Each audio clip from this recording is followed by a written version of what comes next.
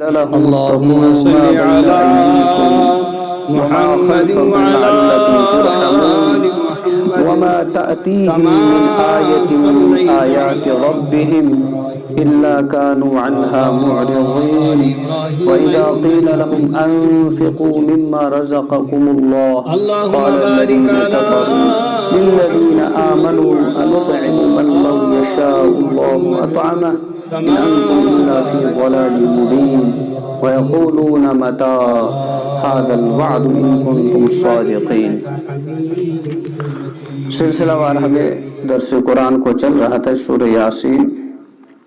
پچھلی دفعہ آیت نمبر 44 تک ہوا تھا, 44 آیت نمبر تک. آج 44 آیت سے آگے ہے.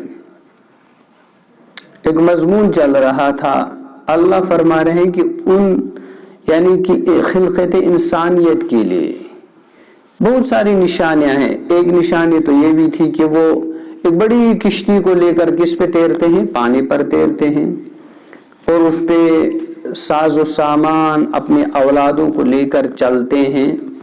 تو وہ جو پانی میں غرق ہونے سے بچتے ہیں تو وہ تو ہماری ہی رحمت سے بچتے ہیں, ہماری مدد شامل حال ہوتی ہے. تو کہتے ہیں کہ اگر وہ ڈوب جائیں تو ان کا کوئی اس وقت بچانے والا نہیں ہوگا. الا رحمت منا, بجز اس کی کہ ہماری ہی رحمت ان کے ساتھ کیا ہوتی ہے؟ شامل حال ہوتی ہے.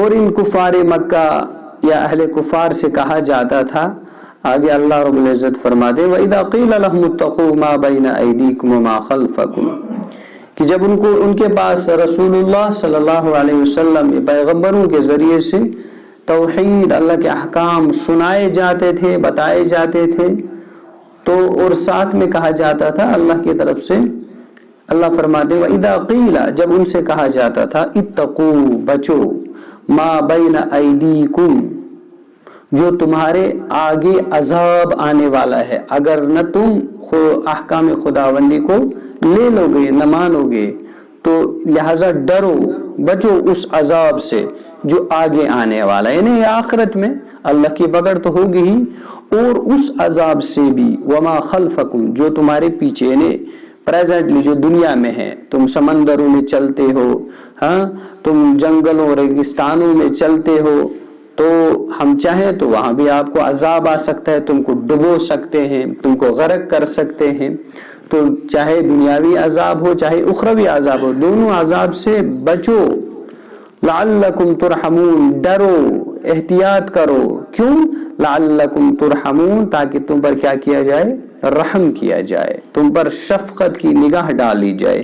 ظاہر سی بات ہے, جب میں اللہ کے حکم کو نہ لے لوں تو میں عذاب کا مستحق تو ہو ہی جاؤں گا.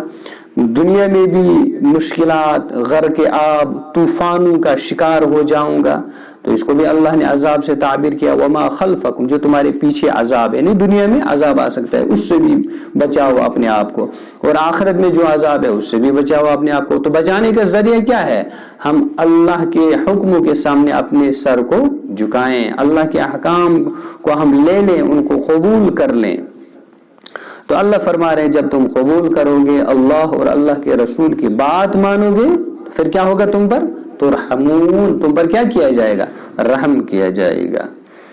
پھر اللہ فرماتے ہیں عجیب ہے اہل کفار, عجیب ہیں.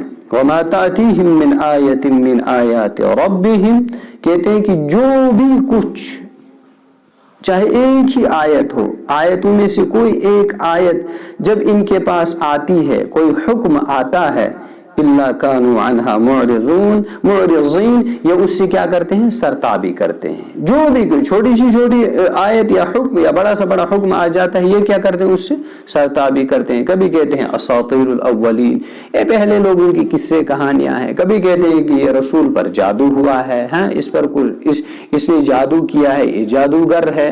تو اس سے کیا کرتے ہیں؟ اللہ کے حکم سے سرتابی کرتے ہیں, مانتے نہیں ہیں, اعراض کرتے ہیں. اور کبھی اللہ فرماتے ہیں ان کو, اچھا چلو اللہ کے اس حکم کو مانو تاکہ تم پر رحم کیا جائے. کیا حکم؟ وَإِذَا قِيلَ لَهُمْ أَنفِقُوا, جب ان سے کہا جاتا ہے اچھا بھئی اس عذاب سے ایک ڈیفنس کے طور پر صدقہ کیا کرو, ہے نا. حدیث میں بھی آیا, فرمایا رسول اللہ صلی اللہ علیہ وسلم نے صدقہ کیا ہے؟ بلاؤں کو ٹال دیتا ہے. لہذا اپنی زندگی میں اپنی حیثیت کے مطابق صدقہ دیا کریں. یہ بلاؤں کو ٹالتا ہے، بڑے بڑے حادثاتوں کو ٹالتا ہے. صدقہ بڑا پسند ہے اللہ کو. یہ جو غریب پروری، محتاج کی پروری جو ہوتی ہے، بڑا پسند ہے عمل اللہ کو. اللہ فرماتے ہیں جب ان سے کہا جاتا، ان کی ایک غلطی اور بطور عناد، بطور بغض خرچ بھی نہیں کرتے تھے، بخل کا دامن لے ہوئے تھا، سمیٹتے تھے. بس اب کیا کروں غریباً خرچ، حالات ہیں. تو ہماری شریعت تو کہتی ہے حالات سے ہی بچنے کے لیے تو خرچ کرو نا. تو جب ہم خرچ کریں گے، صدقہ خیرات کریں گے، تو حالات سے نکل آئیں گے. حالات میں نے خود اپنے آپ کے لیے بنا رہا ہوں. اگر وہ 10% اب میں نے اللہ کے اس حکم کو کہ تم خرچ کرو، اس کو بھی عملایا نہیں، تو میں مزید اپنے لیے حالات بنا رہا ہوں، حالات سے بچا رہا ہوں، بنا رہا ہوں اپنے آپ کے لیے حالات. تو حالات سے نکلنے کے لیے، حادثات سے بچنے کے لیے صدقہ کیا کرو، صدقہ کیا کرو. تو جب ان سے کہا جاتا تھا وَإِذَا قِيلَ لَهُمْ، جب ان سے کہا جاتا تھا أَنفِقُوا مِمَّا رَزَقَكُمُ اللَّهُ، خرچ کرو تم اس میں سے جو کچھ تمہیں اللہ نے دیا ہے. اب ہم جب خرچ کرنے کی باری آتی ہے تو میرے ذہن میں صرف مال آتا ہے. قرآن کہتا ہے ماں، لفظ ماں جو یہ عام ہے، گرامر کے حساب سے لیں گے ماں ہر چیز پر عام داخل ہوتا ہے. مال جو ایک حص خاص، یہ عمومی ہے. جو بھی کچھ صلاحیت تمہارے پاس ہے، جن سے اعتبار، مال کے اعتبار سے، طاقت کے اعتبار سے، اپروچ کے اعتبار سے، علم کے اعتبار سے، ہنر کے اعتبار سے، جو بھی کچھ تمہارے پاس ہے اللہ کے راستے میں خرچ کرو. مال ہی صرف نہیں، مال بھی. اگو مال یوت بیاگو مال تی، یمن دون کتھ مش واریاہ فرق. مال یوت اش خرچ کرنس یل بوزان اش مال یوت ذہنس مز، مال ہی، مال بھی، مال یوت نا. ہاں ماں جو بھی کچھ دیا ہے تمہیں اللہ نے، اگر آپ کی زبان اچھی چلتی ہے تو اللہ کے راستے میں اس کو چلاؤ، اللہ کی دین کی طرف بلاؤ. اگر آپ کے پاس ہنر ہو، کوئی ایسا ہنر ہے، اس کو ایسا چلاؤ کہ لوگ دین کی طرف راغب ہو جائیں. آپ کے پاس کوئی ہنر ہے، اس کو خوش اخلاقی سے پیش کرو، اس کو نرمی سے پیش کرو. انہیں آپ کی طرف جب لوگ آئیں گے، مائل ہو جائیں گے، تو ان کو یہاں سے دین کی دعوت دے دو. تو ہو گیا میرا ہنر بھی دین میں کیا ہو گیا؟ استعمال ہو گیا. اسی طرح ہمارے پاس طاقت ہے، اپروچ ہے، زان پہچان چھ، تو جتنے سرکل تک تمہارا کیا ہے تو اس کو دین کی دعوت دیتے رہو. تو میرا ہنر بھی اس میں کیا ہوا؟ شامل حال ہوا. تو اللہ فرماتے جو کچھ بھی تمہارے پاس ہے، جو کچھ ہے، مال ہے یا تمہارے پاس جائیداد ہے، ہنر ہے، علم ہے، اس کو کس کے لیے خرچ کرو؟ اللہ کے راستے کے لیے. ہاں جیسے کہ دنیا اعتبار سے میں بڑا ڈاکٹر ہوں، تو جہاں تک میرا وہ پیشہ ہے وہیں کسی غریب کا علاج ہم کریں. اگر میری عمر کماتے کماتے ہو گئی ہے، کما کر ہی علاج کرنے کی مطلب ہو گئی ہے، کبھی ایسا بھی ہم کریں بھائی اللہ کے لیے میں غریب پروری کروں گا، ہاں کسی محتاج کی مدد کروں گا صرف اللہ کی رضا کے لیے، تو میری ڈاکٹری بھی دین میں کیا ہو گئی؟ استعمال ہو گئی ہے نا. اسی طرح علم ہے تمہارے پاس، اس علم کو لگاؤ اللہ کے راستے میں، علم کے بلبوتے پر اللہ کی دین کی طرف لوگوں کو کیا کرو؟ جو کچھ بھی تمہارے پاس ہے انفقو، اس کو کیا کرو؟ خرچ کرو. اب مال ہی صرف نہیں ہے، جو بھی کچھ تمہارے پاس اللہ نے تم کو کیا کیا ہے؟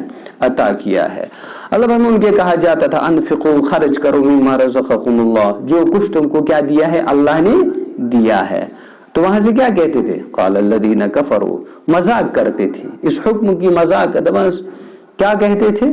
کہاں یہ تھا کہ میں مانتا اس حکم کو، الٹا مذاق کرتے تھے. کہتے تھے اہل کفار قال الذین کفروا للذین آمنوا انطعم من لو یشاء اللہ اطعمہ. کہتے تھے یہ اہل کفار، یہ کفار ان مسلمانوں سے یوں کہا کرتے تھے کیا ہم ایسے لوگوں کو کھانا دیں جن کو اگر خدا چاہے تو بھتیرا کچھ کھانے کو دے سکتا ہے. یہ میں الٹا مذاق کرنا تو یہ ونا چھو اللہ رب العزت چھ کھیناوان چیناوان تیل کا چھو ایس ونا تو کرو غریبن پر خرچ، یعنی مذاق کے طور پر کرتے تھے. اور یہاں پر اشارہ اللہ نے دیا جو کچھ تمہیں کس نے دیا ہے؟ اللہ نے دیا ہے. تو اس میں پن وہ کس نے دیا؟ اب اللہ کہہ رہے ہیں جو میں نے دیا ہے اسی میں سے خرچ کرا. اگر اللہ یوں کہتے کہ تمہارا اپنا ہے وہ خرچ کرو، اج بائی سے ہے میون منگا، اللہ پر میں نے ہی دیا ہے، اب اس کو کن پر خرچ کرو؟ میں چاہتا تو میں نہیں دیتا، میں نے ہی دیا ہے اسی میں سے خرچ کرو. اس کو مذاق کرتے تھے, کہتے تھے ان مسلمانوں پر خرچ کرنے کی کیا ضرورت ہے, یہ تو خود کہتے ہیں ہمیں اللہ کھلائے گا. بھائی اللہ کھلائے گا مگر یہ حکم کون دے رہا ہے؟ یہ کھلانے کا حکم کون دے رہا ہے؟ یہ تو بندگی ہے, یہی تو عبادت ہے, یہی مقصد ہے شریعت کا کہ بھائی مجھے اللہ نے دیا, اب مجھے اللہ کہہ رہے تم خرچ کرے, تمہارے لیے کیا بن جائے گی؟ عبادت بن جائے گی. یہ تمہارے لیے بھائی سے رحمت بن جائے گی, جو پچھلی آیت میں کہا لعلکم ترحمون, تم پہ کیا کیا جائے؟ رحم کیا جائے. تو یہ مذاق کے طور پر کرتے تھے. کیا ہم مسلمانوں پہ خرچ کریں؟ یہ تو کہتے ہیں ہمیں اللہ کھلاتے ہیں تو اللہ ان کو ہم سے بہتر بہت کچھ دے سکتا ہے.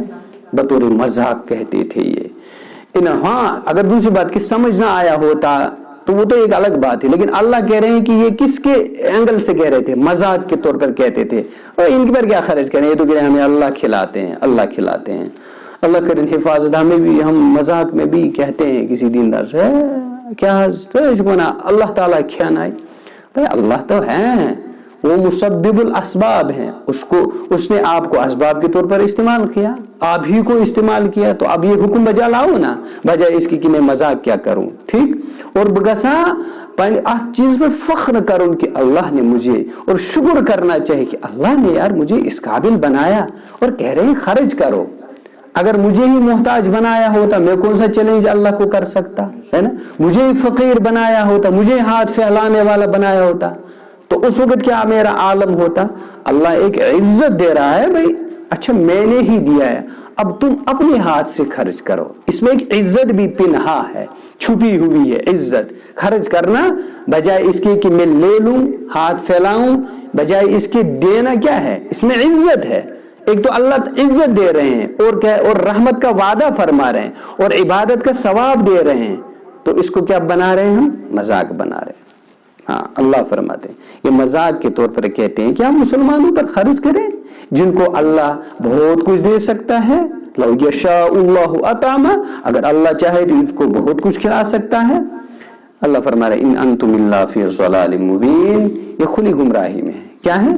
کھلی گمراہی میں. من سمجھی یوان, اور مسلمانوں سے مذاق کرتے تھے.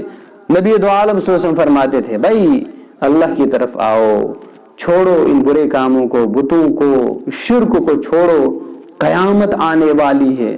جسے ہمارا قرآن بھی کہتا ہے بھائی مرنا ہے, قبر ہے, حشر ہے, حساب کا دن ہے. تو یہ کہتے تھے, اس کو بھی مذاق بناتے تھے. وَيَقُولُونَ مَتَى هَذَا الْوَعْدُ إِن كُنتُمْ صَادِقِينَ, ارے کب ہوگا یہ قیامت کا وعدہ؟ تم تو کہتے ہو قیامت آئے گی, تم تو کہتے ہو یہ فنا ہو جائے گا, کہاں ہے؟ کب آئے گا وہ اللہ کا وعدہ, کب آئے گی وہ قیامت؟ ان کنتم صادقین. اور بیس مسلمان ہونا اگر تو کوئی زیر چھو طلبہ ہوئیو کد چھو سو وعد, مذاق کرتے تھے. اللہ فرما رہے ہیں ہاں جیسے کہ سورہ طارق میں وَأَمْهِلْهُمْ رُوَيْدًا, اللہ ان کو کیا دے رہے ہیں؟ مہلت دے رہے ہیں.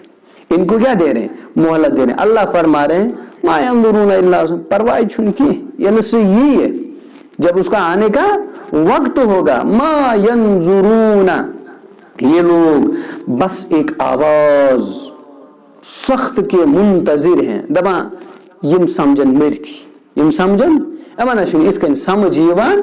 اللہ فرمائے ما ینظرون الا صیحۃ, دبا یم چھن انتظار کرا مگر تم سخت آواز ہنز, یعنی اسی وقت جب وہ آواز آئے گی اس وقت ان کو اچھی طرح کیا آئے گا؟ سمجھ آئے گا. ما ینظرون الا صیحۃ واحدہ, اللہ فرما رہے ہیں یہ لوگ بس منتظر ہیں اس سخت آواز کی, تأخذہم, جو ان کو آپ پکڑ لے گی, ہے نا. پھر اس وقت حواس اڑ جائیں گے, سمجھ ہی نہیں آئے گا, ہے نا. تو وہم یخصمون, دما یم آسن بحث و مباحثہ ہی کران, یم آسن جھگڑے کران, ہے کر چھو قیامت, کج چھو سو خدای سن وعدہ, تو یم آسن اتھوئی مز مشغول تو قیامت آ جائے گی. یعنی یوں کہیں گے ہم کہ اتنی بھی فرصت نہیں ملے گی جو پریزنٹ ہم کام کر رہے ہوں گے کہ ہم اس سے کیا ہو جائیں؟ فارغ ہو جائیں. اتنی بھی فرصت نہیں ملے گی, تو وہ قیامت کیا آئے گی؟ اللہ فرما رہے ہیں پھر اس وقت ان کا حال کیا ہوگا, یا انسان کا حال کیا ہوگا جب وہ چیخ, ایک آواز قیامت آئے گی. فلا یستطیعون توصیہ, یعنی اس وقت ان کو اتنی بھی مہلت نہیں ملے گی, اتنی بھی طاقت نہیں ہوگی کہ یہ وصیت کرتے, یہ वसीयत करते, वला इला अहलिहिम यरजिऊन, और न अपने घर वालों के पास लौट कर जा सकेंगे। मतलब कोई दूर होगा बगसा यम कयाम तो या मरन ब्रो ब्रो कम से कम पहले घर के तो बात बु वन तिमन, कहते हैं कि इतनी भी मोहलत फिर नहीं मिलेगी। ये क्या कहते हैं कि कयामत कब आएगी? जब आएगी तो फिर किसी को फुर्सत भी नहीं मिलेगी, किसी को फुर्सत भी नहीं मिलेगी। सूरह यासीन की चंद आयतें थी। अल्लाह से दुआ है अल्लाह अमल की तौफीक अता फरमाए।